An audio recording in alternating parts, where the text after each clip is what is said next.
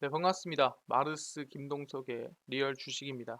오늘 마르스 김동석의 리얼 주식은 내년 진짜 무서운 게 옵니다. 지금이라도 2차 전지 리튬 2주식 사 모으면 30배 대박 납니다. 내년에 진짜 무서운 경기 침체가 올 수 있는데 지금이라도 2차 전지 리튬 종목 꼭 어떤 종목인지 알아보고 지금부터 사 모으시길 바라겠습니다. 이 영상 진행하기 이전에 저희 마르스 김동석의 리얼 주식 유튜브가 여러분들의 사랑으로 빠른 성장하고 있습니다. 현재 구독자 65,600명이고요. 우리 7만 명을 향해 달려가고 있습니다. 여러분들에게 너무 감사한 마음에 최근에 이슈가 되고 있는 로봇 그리고 UAM 자율주행 저희가 시장 전망과 관련주까지 총정리한 자료집을 무료로 나눠드리고 있습니다. 저희 자료집을 받고 싶다 하시면 영상 끝까지 꼭 시청하셔라 말씀을 드리고 이 자료집은 제가 직접 만든 자료집입니다. 그래서 시장 전망부터 관련주까지 저희가 UAM 자율주행 로봇 다 올려드리고 있으니까 무료로 받아가시면 좋을 것 같습니다. 그래서 이 자료집뿐만이 아니라 여러분들에게 도움이 될 수 있는 영상들 많이 찍어드리고 있으니까 영상 시청하시고 유튜브 구독, 영상 좋아요, 그 다음에 저희 댓글까지 남겨주시면 정말 감사하겠다 말씀을 드리겠습니다. 그래서 오늘의 주제는 내년 진짜 무서운 게 옵니다. 지금이라도 2차 전지 리튬 2주씩 사 모으면 30배 대박 납니다. 어떤 종목인지 하나하나 알려드리겠습니다. 일단 이번 주 제일 중요한 게 뭐냐 한다면은 첫 번째는 선물 옵션 동시 만기일입니다. 매년 3월, 그다음에 6월, 9월, 12월에 그냥 옵션 만기일이 아니라 선물 옵션 동시 만기일이 오게 됩니다.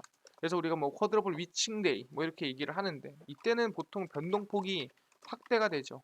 그러다 보면은 증시가 좀 흔들릴 수 있다라는 거 알아두시면 될 것 같고요. 그게 이제 이번 주 목요일입니다. 두 번째로는 우리가 주말 동안에 고용 보고서가 발표가 됐습니다. 그래서 예상치보다 상회를 하면서 서프라이즈 발표가 났는데요. 그러다 보니까 다음 주에 있는 CPI 소비자 물가 지수 발표와 그다음에 FOMC 금리 인상에까지도 어느 정도 영향을 좀 미치고 있는 게 있다라고 볼 수 있을 것 같아요. 물론 0.5% 이상의 금리 인상은 안 나올 확률이 높지만 중요한 거는 그 영향이 증시에 끼치고 있고 어느 정도 밀리고 있는 모습이다라고 생각하시면 될 것 같습니다. 그렇기 때문에 지금 상황으로 봐서는 내년에 아마 경기 침체, 아마 진짜 무서운 게 오고 있습니다.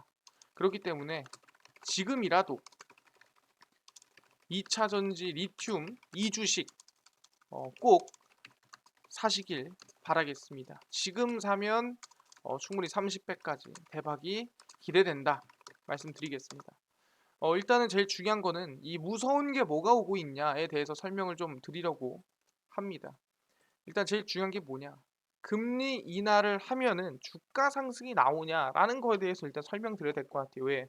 지금 많은 사람들이 생각하는 게 뭡니까? 아, 금리 인하만 나와라. 금리 인하가 나오면 증시는 분명히 올라갈 거다라고 사람들이 지금 생각을 하고 있습니다. 일단 보시면은 미국이 금리를 내릴 때 주식시장이 보이는 반응은 시간에 따라 달라진다. 첫 번째 인하가 있기 전까지는 주가가 상승하고 인하에 대한 기대 때문이다라고 얘기를 하고요. 첫 번째 인하가 있고 나면 시장이 일시적으로 소강 상태에 들어갑니다. 대로가 사라져서인데 멈칫했던 주가가 추가 인하와 함께 다시 오르기 시작해 금리를 세네 번 내릴 때까지 계속 상승합니다. 그래서 금리를 아무리 내려도 또 시장이 반응하지 않고 그 이유는 인하가 당연하고 인하를 해도 시장이 오르지 않는다라는 게 그러니까 시장이 당연히 올라야 된다라는 게 너무 당연하다 보니까 오르지 않게 된다라는 거죠. 근데 지금까지는 위 패턴 그러니까 금리가 인하되기 전까지 올라가다가 금리가 인하되면은 증시가 지지부진. 근데 여기서 한번 더 내리면은 상승, 더 내리면 상승. 근데 더 내리면 뭐야? 너무 당연하네 하면서 지지부진. 그러니까 이 흐름이 원래는 이어졌다라고 했을 때 6월 초부터 미국 주식시장이 오르기 시작하더니 마침내 사상 최고치를 경신을 했고 7월에 금리를 내린다고 가정하고 2개월 전부터 상승을 시작을 한 거죠. 그러니까 지금까지는 맞은 겁니다. 그게 언제냐면은 저기 2019년 7월 25일입니다. 근데 미국이 금리를 내릴 때 미처 생각하지 못했던 일이 발생하기도 합니다. 먼저 금리를 내리기 전에 의외로 주가가 사상 최고치 부근에 있는 경우가 많습니다. 예를 들어 1980년 이후 7번의 인하 중 5번이 그런 형태였고요. 경기가 나쁠 때 금리를 내림으로 그 전에 주가가 하락했을 거라 생각하지만 실제는 달랐고요. 과거 사례에 비춰볼 때 최근 미국 시장이 사상 최고치를 경신하고 있는 게 이상한 일은 아니다. 이게 2019년 기사라서 써 있는 겁니다. 그래서 주가가 금리 인하보다 경제 사학에 민감하게 반응 경우도 있고요. 2000년 이전까지는 금리 인하는 주가 상승이 일방적이었지만 이후에는 달랐다라는 거예요. 2001년, 2007년 모두 금리 인하를 전후한 시점부터 주가가 하락하기 시작해 금리를 인하한 후까지 하락이 이어졌다라는 거죠. 금리를 작게 내리거나 인하 속도가 느려서가 아니었고 2001년은 첫 번째 인하 때 금리를 1포인트 내렸고 2007년에도 0.5포인트 인하를 했습니다. 그래서 시장이 예상하는 인하폭의 2배, 3배, 4배를 내렸어도 주가는 오히려 하락했다라고 얘기를 한다라는 거죠. 그래서 금리 인하보다 더 중요한 건 경제입니다. 경기가 아무리 좋지 않으면은 아무리 금리를 내려도 주가가 오르지 않는다라는 얘기고 그게 뭔 소리냐라고 얘기한다면은 여러분들이 생각하는 금리 인하가 주가 상승을 예기치 않는다라는 거죠. 이게 뭔 소리냐? 아마 내년 금리 인하 가능성이 나오게 되면 증시는 반등할 수 있습니다. 증시는 충분히 상승할 수 있습니다. 하지만 진짜 금리 인하가 시작이 되면은 아까 얘기한 대로 실제 ISM 제조업 지수에서는 경기 위축을 말을 하고 있고요. 플러스 알파로 지금 고용이라든가 여러 부분에서도 위축에 대한 걱정을 하고 있는 상태입니다. 그럼 여기서 진짜 금리 인하를 하기 시작한다면 방금 얘기한 대로 경제가 안 좋기 때문에 금리 인하 전까지 반등 나오다가 실제 하면은 하락할 가능성이 있다라는 거죠. 그럼 여기서 첫 번째 우리가 알 수 있는 건 금리 인하 이전까지는 시장이 좋을 수 있겠다. 아니 근데요. 알겠습니다. 근데 왜 2021년도에서 2022년도는 금리 인하가 아니라 금리 인상을 했는데 왜 안 좋나요? 라고 물어볼 수 있습니다. 그 이유는 양적 긴축이라고 볼 수 있을 것 같아요. 이게 뭔 소리냐? 이건 2022년 1월 14일 기사고요. 양적 긴축에 흔들리는 금융시장 리서치 헤드 오인이 말한 투자 전략입니다. 높은 인플레이션이 예상치보다 더 길게 이어지고 금리를 더 많이 인상해야 한다면 우리는 그렇게 하겠다. 제롬 파월 의장이 1월 11일, 1월에 갑자기 금리 인상을 거듭 감조를 했었던 시기의 기사라고 보시면 될 것 같습니다. 그래서 12월 당시만 해도 올해 금리 인상 횟수를 3차례 예상했는데 가능성이 4회로 늘어났는데 올해 금리 인상이 어마무시하게 예상한 수준 이상으로 금리 인상이 나아졌죠. 3월 FOMC에서 발표될 점도표에서 2022년 금리 전망을 기존 4차례에서 4차례 인상, 그 이상입니다. 예, 말도 안 되게 금리 인상이 이어졌고요. 양적 긴축을 의미하는 대차대조표 축소를 올해 후반기쯤 시작한다고 덧붙였습니다. 이거에 대해서 알아볼 필요가 있습니다. 양적 긴축이 뭐냐라고 물어본다 한다면은 양적 긴축은 말 그대로 돈을 다시 걷어가는 겁니다. 예, 걷어가는 게 양적 긴축이다 생각하시면 돼요. 그러니까 예를 들어서 채권을 사들이거나 아니면은 만기된 채권을 다시 사야 되는데 사들이지도 않고 만기된 채권을 다시 사지도 않는 거예요. 그러니까 뭐예요? 돈이 풀리지 않고 오히려 돈이 다시 들어오는 모습이 생긴다라는 거죠. 그걸 양적 긴축이고 유동성이 줄어드니까 당연히 하락할 수밖에 없다는 거죠. 근데 그게 언제였냐라고 물어본다 한다면은 당연히 2008년도 이후부터입니다. 2008년 위기 이후 양적 완화 시기에는 2014년 10월에 테이퍼링을 끝내고 채권을 3년간 보유했다가 2017년 말에서야 양적 긴축에 돌입했습니다. 그러니까 2008년도에 돈을 무지막지하게 푼 거죠. 양적 완화로 돈을 막 풀었다가 이거를 이제 2017년도 말에 다시 돈 푼 거 좀 걷어가자를 한 거죠.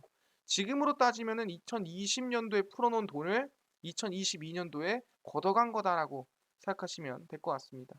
그래서 미국 정부는 인플레이션 대응에 늦었다는 비판을 들여왔고요.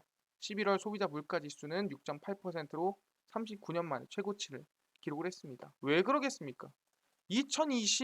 2020년도 코로나 때 돈을 엄청나게 뿌려댔으니까 뭐라 합니까? 헬리콥터 머니. 헬리콥터가 날아다니면서 밑에 돈을 막 뿌리는 거예요. 그 정도로 뿌렸고 자세히 얘기하자면은 우리가 재난지원금이라는 걸 받았습니다. 미국도 똑같죠. 이게 뭡니까? 이거는 정책적으로 돈을 뿌리는 게 아니에요. 내 지갑에다가 돈을 40만 원씩. 미국 같은 경우는 160만 원, 140만 원씩. 여기서 뭐 소상공인 돈까지 합치면 200만 원씩 돈을 꽂았다는 거죠. 그러니까 사실상 분위기상 돈을 뿌리는 게 아니라 정책적으로 돈을 뭐 더 쓰게끔 또는 돈을 최대한 이 지원을 받게끔 만드는 게 아니라 지갑에다 그냥 꽂아주는 돈은 그만큼 물가에 타격을 크게 줄 수 있다라는 거죠. 그러니까 CPI가 올라갔다 보시면 될 것 같습니다. 그래서 전 세계 경제 대통령 파월 의장 한 마리의 금융시장이 요동치면서 금리 인상합니다라고 얘기를 하는 거고 양적 긴축합니다라고 얘기한 겁니다. 아니 근데요 알겠습니다. 아니 근데 2017년도 그런 말에 양적 긴축하고 뭐 시장이 어땠는데요? 이거 물어봐야 될 거 아니겠습니까? 좀 확인해 보겠습니다. 쭉 내려가 보면은 이 양적 긴축을 한 모습입니다. 어떻게 보면 이것만 보면은 양적 긴축이 시작을 하고 나서 이게 이제 돈이 줄어드는 거죠. 국채가 줄어드는 거예요. 왜 국채가 줄어듭니까? 국채가 만기가 돼도 더 안 사고 그리고 국채를 더 안 사들이는 게 제가 양적 긴축이라 했죠. 내가 시작했는데 뭐 증시 올라가네, 괜찮네 라고 하지만 이거를 실제로 저희가 차트로서 확인을 해보면 이게 이제 S&P 500입니다. 이걸 월봉상으로 체크를 해보자 라고 한다면 2017년도거든요. 괜찮았어요. 처음에 반등 하나씩 펐는데 급락을 2018년도에 때려버리죠. 얼마나 급락합니까? 20%씩 빠져요. 그냥 양적 긴축을 시작하고 증시는 뭐다? 급락한 게 맞다라는 거예요. 왜냐면 여기서 반등 조금 하고 급락했으니까 이거는 우리가 상승이라 봅니까? 하락이라 봅니까? 이건 쌍고점 찍은 하락이다 보는 게 맞다라는 거죠. 아 그렇구나. 그럼 오히려 뭐다 양적 긴축을 하고 시장이 밀렸구나. 그래서 뭐예요? 올해 2022년도 6월부터 9월 연말까지 뭐 했습니까? 양적 긴축했죠? 그러니까 뭐 한 거예요? 6월, 9월 연말까지 양적 긴축. 그러니까 미국 증시 같은 경우에도 증시가 밀렸다 안 밀렸다? 6월부터 시작해서 쭉 밀렸다는 거죠. 양적 긴축으로 인한 급락세가 이어졌더라 라고 얘기하면 된다라는 거예요. 그럼 지금부터는 뭐다? 금리 인하에 대한 기대감이 이어질 가능성이 높다라는 거죠. 알겠습니다. 그럼 지금 정리를 해보자면 첫 번째, 금리 인하 가능성, 기대감으로 증시는 오를 수 있다. 그러면은 두 번째, 금리 인하가 진짜 진행되면은 시장이 밀릴 수 있다. 그리고 우리가 지금부터 관심 가져야 될 건 뭐다? 금리 인하 지금부터 금리 인하 전까지 상승을 노려봐야 된다는 거예요. 왜? 진짜 금리 인하가 시작되면 그때는 경기 침체일 가능성이 높고 그럼 증시는 하락할 가능성이 높다라는 거예요. 거기 확인됐습니다. 내년에 진짜 무서운 게 올 수 있겠네요. 근데 그 전에 우리는 지금부터 금리 인하 전까지의 상승을 노려봐야 되고 그 기회에 우리는 아까 얘기한 2차전지 관련주를 찍어야 된다는 건데 어떤 걸 찍냐라고 물어본다고 한다면은 이거죠. 국회 대표단 한국산 전기차 차별 IRA 논의하기 위해서 미국을 방문한다고 했습니다. 국회 대표단이 한국산 전기차 보조금 대상에서 제외하는 미국 인플레이션 감축법에 대한 우려를 전달하기 위해 미국으로 떠났습니다. 산업통상자원 중소벤처기업위원회 윤관석 의원 국회 대표단은 워싱턴 DC를 5일에서 9일 방문을 하고요. 윤 위원장과 산자위 야당 간사인 의원들과 등등등 많은 분들이 협동으로 구성이 됐습니다. 그래서 미 의회 상원재무위원회, 하원 세입의원회 소속 주요 의원과 인사들과 면담을 가질 예정이고요. 전기차 보조금 문제에 대해서 이거 좀 위험하다. 우리 좀 어떻게 좀 해달라라는 우려를 전달하는 거고요. 차별성 해소를 위한 개정을 촉구 좀 바꿔주면 안 되겠니? 얘기해 볼만 하다라는 거죠. 그래서 전기차 세액공제 요건을 3년 동안 유예하는 내용의 이 개정안이 이미 발의가 돼 있는 상태고 개정안을 중심으로 전기차 세액공제 차별성 해소를 위한 개정이 필요하다. 설득을 조금 더 한다라고 생각하시면 될 것 같습니다. 그래서 IRA는 제가 얘기했지만 미국의 자동차에만 혜택을 주는 그런 정책 중 하나라고 보시면 될 것 같습니다. 그래서 미국 의회를 설득하기 위해 외교의 필요성을 국회에 전달을 했고요. 조 바이든 대통령이 IRA에 조정과 변화가 필요한 결함이 있을 수 있다는 입장을 밝힌 만큼 바뀔 수 있지 않겠느냐라고 기대감을 가지고 촉구를 하러 갔다라는 거죠. 알겠습니다. 지금 보니까 IRA 해결을 위해서 방금 얘기한 대로 이 대표단이 방문을 했습니다. 확인했어요. 근데 중요한 게 뭐냐면은 그래서 바뀔 것 같냐? 이게 중요한 거 아니겠습니까? 왜냐면 바뀔 가능성이 있어야 뭔가 해볼 거 아니겠습니까? 근데 분위기를 보니 미국 IRA 실질적 협의 통한 해결을 하겠다. 하지만 법 개정에는 우리는 할 생각이 없어. 솔직히 법 개정이 안 되면 의미가 없다는 거고 실질적 협의 통한 해결이라는 거는 그냥 일단은 당장 달래줄 건데 그렇다고 해서 여러분들이 원하는 법의 개정, 뭐 3년 유예 이런 거는 잘 모르겠습니다. 라고 얘기를 한 거죠. 미국 백악관은 인플레이션 감축법의 외국산 전기차 차별 대우 논란에 대해 협의를 통해 해결 노력을 강조했지만 법 개정은 없다. 할 생각이 없다. 얘기를 한 거죠. 선을 그은 거죠. 그건 안 바뀐다는 소리예요. 카린 장 피에르 백악관 대변인은 미국 바이든 대통령의 보스턴행 기내 브리핑에서 유럽의 우려를 해결할 방안이 있다는 점을 분명히 했고요. 우리가 유럽과 실질적 협의를 통해 해결하고 있는 문제다. 우리는 그 과정을 앞서지 않을 것이고 우려를 해소하기 위해 논의를 하고 있다. 하지만 법률 수정을 위해 의회로 돌아갈 생각은 없다. 그러니까 법률은 수정할 생각이 없습니다라고 얘기를 한 거죠. 그래서 조정과 변화가 필요할 결함이 있을 수 있다라고 인정을 했지만 결국에는 그거를 바꿀 생각은 없어요라고 얘기를 한 거죠. 그래서 사과하지 않는다. 우리가 할 수 있는 일이 많다라고 하면서 나중에 일단 뭐 어떻게 될지 모르겠지만 당장은 안 바꿀래라고 결론을 내린 거죠. 아, 알겠습니다. 지금 결론 보니까 뭐예요? 안 바꾼다라는 거. IRA 이어진다. 그럼 결국에 뭡니까? 오케이. 그럼 미국 내에서 전기차 생산해야 돼요. 플러스로 배터리 안에 들어가는 소재 FDA 협약국이나 아니면 동맹국 걸 써야 됩니다. 아니면 안 된다라는 거예요. 그러다 보니까 이 골이 아파진 거죠. 그래서 어디로 쏠리기 시작하냐라고 한다면은 2023년도 배터리 시장을 전망하는 키워드입니다. 2022년은 글로벌 경기 침체로 산업 각 분야의 시장이 경직된 가운데 유독 배터리 산업만 호황을 노렸습니다. 중국 내수 시장 확대와 규모의 경제 전략으로 글로벌 배터리 시장을 선도하고 있는 가운데 유럽과 미국 등 탈중국 IRA죠. 목표로 새로운 미래 전략을 추진하는 움직임도 나타나고 있습니다. 글로벌 배터리 시장에서 활약 중인 K배터리 3사 또한 이런 시장 변화에 맞춰 경쟁력을 키워야 된다는 건데 무슨 키워드로 키우냐라고 한다면 첫 번째 전쟁입니다. 3사의 유럽향 매출은 전체 매출의 약 80% 가까이 차지할 정도로 큰 시장입니다. 하지만 러시아, 우크라이나 침공으로 국제 전세가 아직도 혼란스러운 상태고 생산 원가라든가 지원이 좀 줄고 있는 상태죠.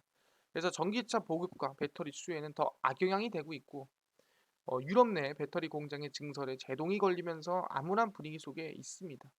그러다 보니까 전쟁이 종료가 돼야 좀 긍정적으로 이어지지 않겠느냐라는 기대감이 나아지고 있는 거고 방금 전에 얘기했던 두 번째 키워드 IRA, 인플레이션, 감축법입니다. IRA 발효로 글로벌 전기차 배터리 시장 판도가 바뀌고 있습니다. 미중 경쟁이 무역에 이어 반도체, 배터리, 전기차, 첨단 산업에서도 이루어지고 있는 모습이라 볼 수 있을 것 같고요. IRA 전기차 세액 관련 뭐 조항에 보면은 얘기했지만 중국 거 쓰지 마라. 미국 것만 써라. 미국 동맹국 것만 써라. 미국 안에서 생산해라. 이런 얘기입니다. 그래서 국내 주요 기업들이 북미 지역 내 배터리 핵심 원재료 기업들과 중장기 공급 계약을 체결하거나 현지 생산 거점을 늘리는 등 전략적인 움직임을 보이고 있습니다.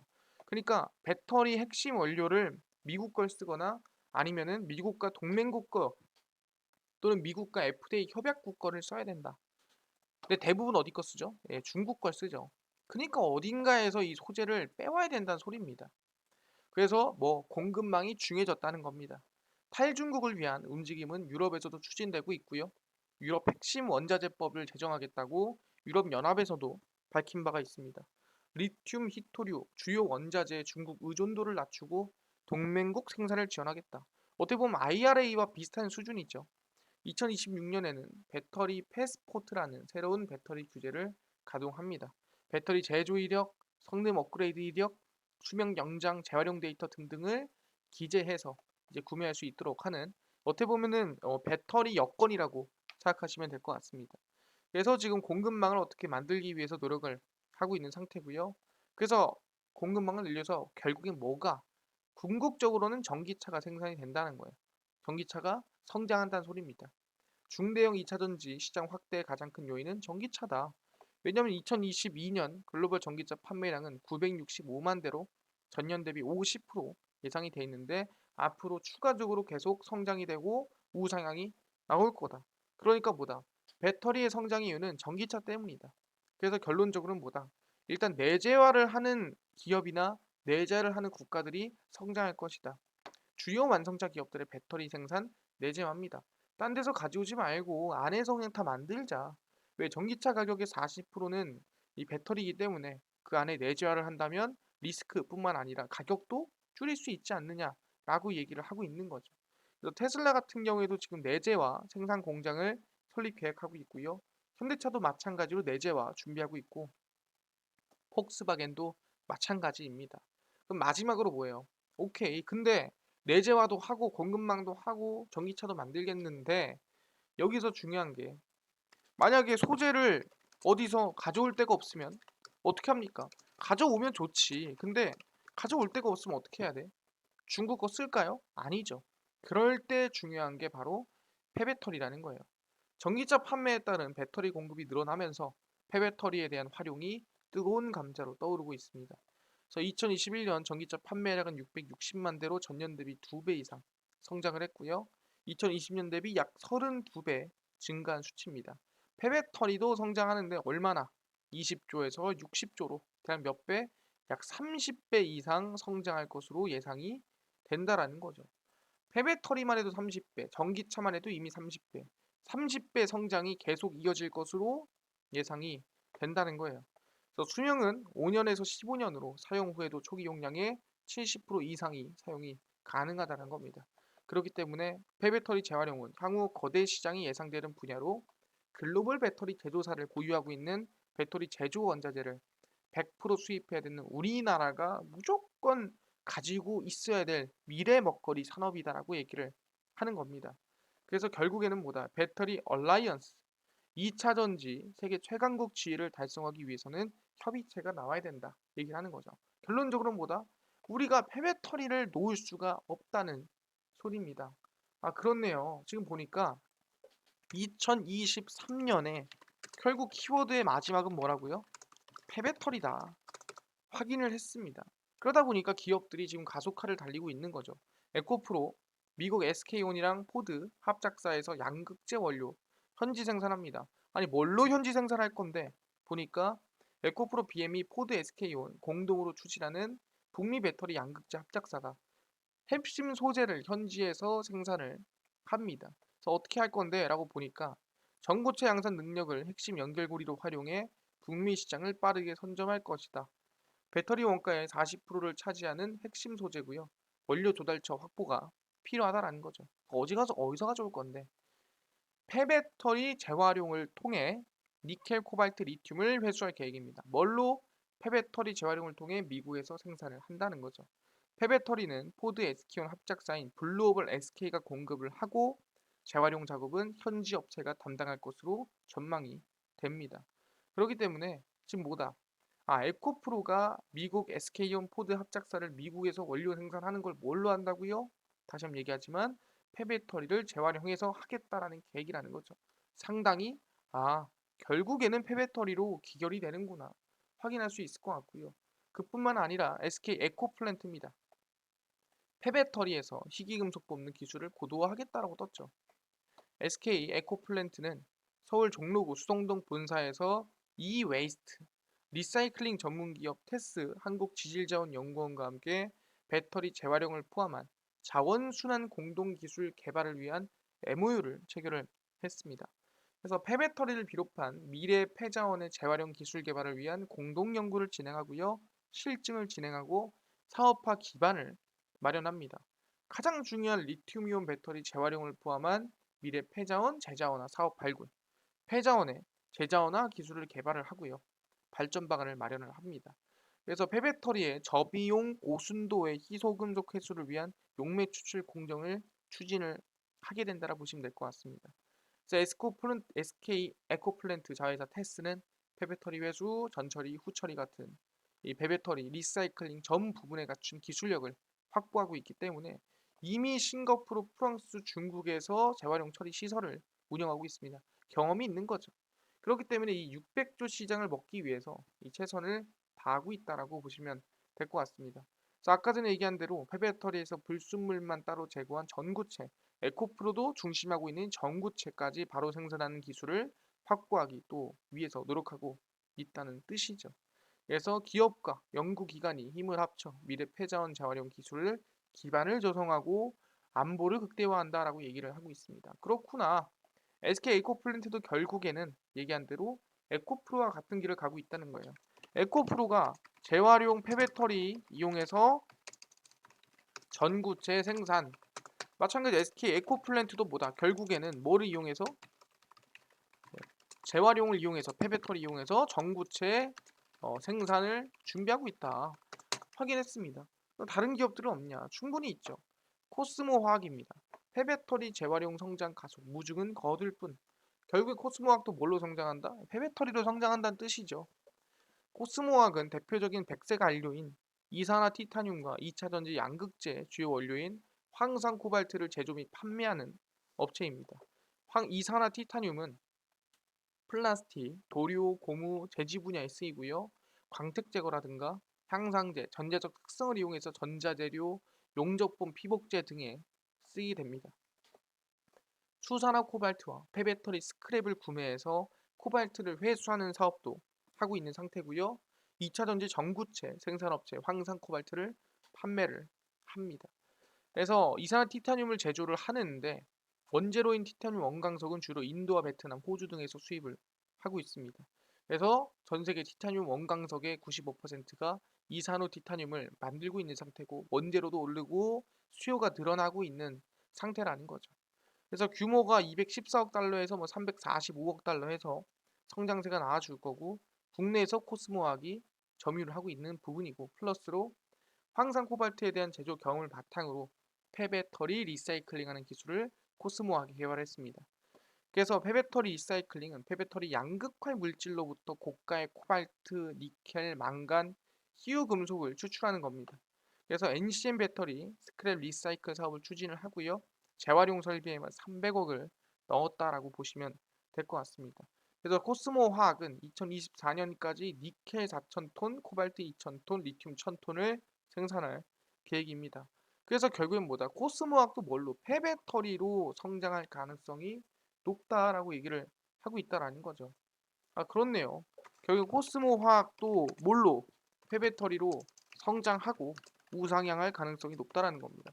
알겠습니다. 결국엔 2023년부터 핵심은 뭐다? IRA이고 IRA는 폐배터리다. 말씀하는 거고 이 폐배터리 몇 배 성장한다? 예, 최소 30배 이상은 성장한다. 그래서 관련주 설명드리겠습니다. 폐배터리 관련주 이제 슬슬 관심 가질 때가 됐고요. 첫 번째가 영풍입니다. 폐배터리를 약 2,000톤을 재활용하는 파일럿 공장을 가동을 시작을 했고요. 영풍이 지금 많이 밀렸어요. 그래서 관심 가지는 겁니다. 항상 얘기했지만 21선을 깨면 관심 가지라 했는데 지금 구간입니다. 그래서 영풍 이제 관심 가질 때가 됐다. 파일럿 공장을 운영하고 있고요. 두 번째는 성일 하이텍입니다. 성일 하이텍 같은 경우에도 폐배터리 관련된 대표적인 기업이고요. 충분히 많이 밀리진 않았지만 이 정도 버텨주고 있다면 지금부터 저는 항상 얘기합니다. 10만 원까지 분할 매수를 해라. 그래서 여기서부터 지금부터 천천히 5번 나누든 6번 나누든 분할 매수를 한다고 한다면 긍정적인 방향으로 반등세가 나올 수 있지 않을까 말씀을 드리겠습니다. 그래서 성일 하이텍 해서 두 종목입니다. 두 종목이 아까 얘기한 대로 2023년 전에 저는 관심을 가지고 있어야 되고 폐배터리 대장 역할을 할 수 있는 종목이다 말씀을 드리겠습니다. 알겠습니다. 폐배터리 관련주도 알겠는데 아까 전에 로봇, UAM, 자율주행, 시장 전망이라든가 관련주에 대한 총정리 자료집을 100% 무료로 나눠준다고 하셨는데 어디서 받을 수 있나요? 또는 당일 급등이 예상되는 단타 종목을 매일 무료로 좀 나눠주시고 장 시작 전에 급등이 예상되는 뉴스라든가 시황을 무료로 좀 어, 나눠주세요. 또는 테마주라든가 매매법 강의를 좀 무료로 좀 나눠주세요. 하시는 분들이 있어서 김동석 대표가 100% 무료로 나눠드리고 있습니다. 바로 김동석의 리얼 주식 연구소라는 100% 무료 어플이고요. 이 어플은 각 스마트폰 안에 내가 아이폰을 씁니다. 그러면은 앱스토어에서 무료로 설치 가능하고요. 갤럭시를 씁니다. 구글 플레이, 플레이 스토어에서 무료로 설치가 가능합니다. 앱스토어, 구글 플레이, 플레이 스토어에 접속을 하시면 전화번호나 뭐 개인정보 입력해야 되는 거 아닌가요? 다 필요가 없습니다. 네, 입력할 필요가 없다. 네, 입력하지 마라. 말씀드리고 앱스토어, 구글 플레이, 플레이 스토어에 접속을 하시고요. 뭐라 검색하냐? 김동석의 리얼 주식 연구소라고 검색을 하시고요. 이렇게 김동석의 리얼 주식 연구소 어플이 뜨게 됩니다. 누르시면은 100% 무료입니다. 100% 무료로 어플 설치가 가능하니까 꼭꼭꼭 설치를 하셔라 말씀을 드리고요. 아까 전에 얘기한 대로 전화번호라든가 개인정보 입력할 필요가 전혀 없습니다. 그래서 100% 무료로 어플을 꼭꼭꼭 설치를 하시고 나면은 어플이 이렇게 화면에 뜨게 됩니다.